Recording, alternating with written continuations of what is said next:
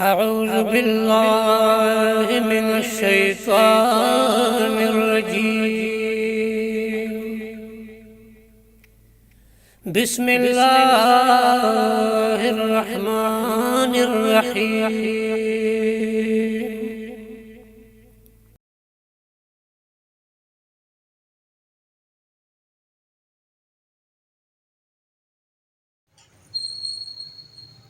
أعوذ بالله من الشيطان الرجيم. بسم الله الرحمن الرحيم. وبشر الذين آمنوا وعملوا الصالحات أن لهم جنات تجري من تحتها الأنهار كلما رزقوا منها من ثمرة رزقا قالوا هذا الذي رزقنا من قبل وأتوا به متشابها ولهم فيها أزواج مطهرة وهم فيها خالدون. إن الله لا يستحي أن يضرب مثلا ما بعوضة فما فوقها فأما الذين آمنوا فيعلمون أنه الحق من ربهم وأما الذين كفروا فيقولون ماذا أراد الله بهذا مثلا يضل به كثيرا ويهدي به كثيرا وما يضل به إلا الفاسقين.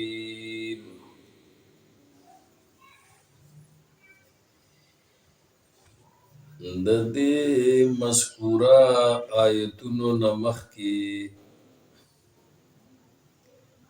تخویف بیان شو. اللہ پاک فرمایلیو چې فَإِن لَّمْ تَفْعَلُوا وَلَن تَفْعَلُوا فَاتَّقُوا النَّارَ الَّتِي وَقُودُهَا النَّاسُ وَالْحِجَارَةُ أُعِدَّتْ لِلْكَافِرِينَ. چې تاسو د قرآن مقابله نشئ کولی او هرگز د قرآن کریم مقابله نشئ کولی نو ویریږئ د هغه اور نه چې خشاک د هغې به خلکي او کاڼي به او دا اور تیار کړی شوی دی د کافرانو دپاره. نو اوس په دې مذکوره آیتونو کې الله تبارک و تعالی د منونکو دپاره چې هغه د قرآن منونکي دي، د رسالت د محمد رسول الله صلی الله علیه وسلم منونکي دي او د الله تعالی د وحدانیت او د توحید منونکي دي، د هغې دپاره بشارت ذکر کوي. نو فرمایي وبشر الذین آمنوا، زیر ورکا هغه کسانو ته چې ایمان راوړی دی هغې د الله په توحید باندې او د رسول الله صلی الله علیه وسلم په رسالت باندې او د نبی علیه السلام په معجزه د قرآن باندې وعملوا الصالحات او هغې عمل کړی دی د نیکو اعمالو چې بېشکه شته د دې دپاره باغونه چې بهیږي به لاندې د ونو د هغې نه نهرونه، او هر ځل چې ورکړي شي دې ته د دغه باغونو نه څه میوه رزقا دپاره د خوراکو، نو قالو وای بدی هذا الذي رزقنا من قبل، چې دا خو هغه میوه ده چې راکړې شوې وه مونږ ته مخکې د دې نه. دنیا کې مونږ ته چې کومې میوې راکړې شوې وي او یا په آخرت کې چې مونږ ته کومې میوې مخکې راکړې شوې وي، نو دا خو د هغې په شانتې میوه ده.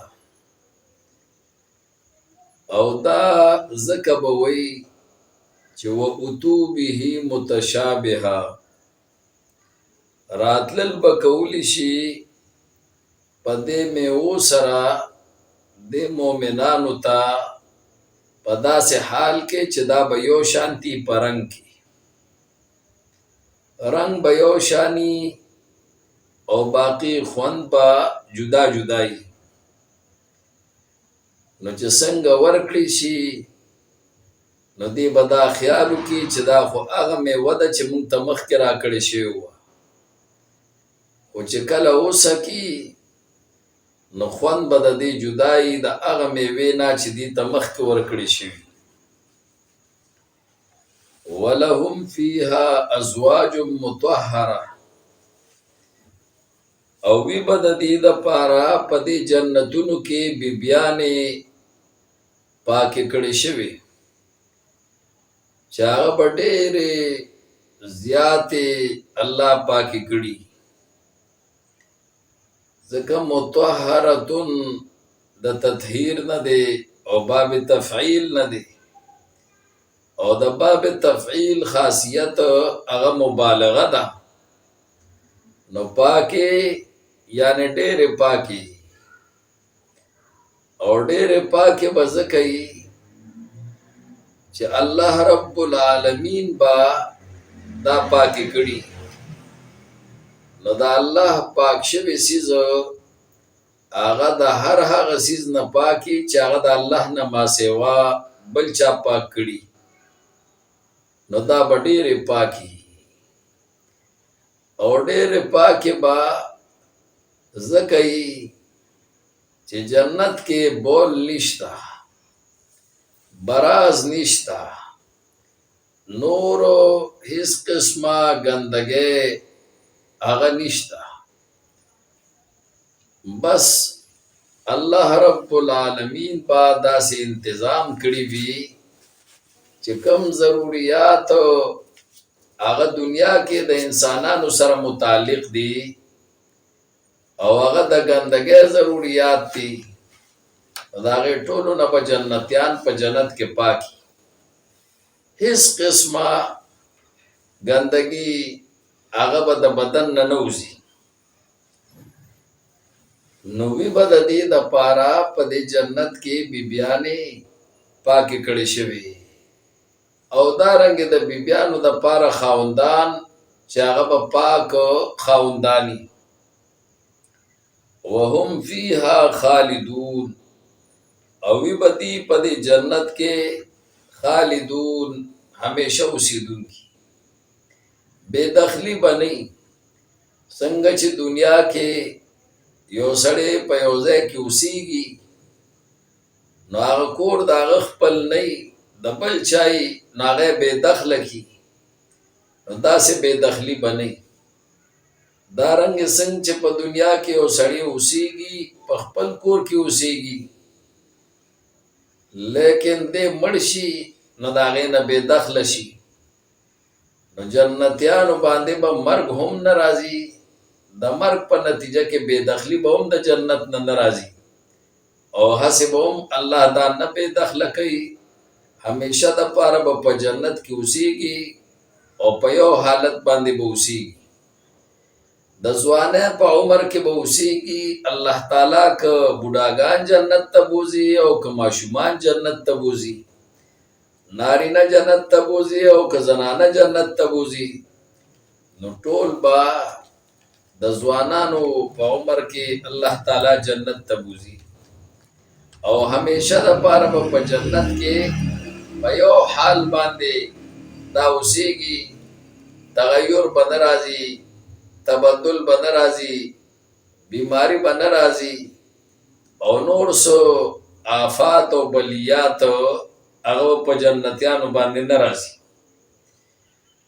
همیشه دپاره ځوانان به د سدا جوانۍ په عمر کې به اوسېږي او خوشحالو سره به مخامخ. نو مخکې د نه منونکو دپاره تخویف ذکر کړو، نو په دې آیت کې د منونکو د توحید دپاره بشارت او تبشیر ذکر کړو.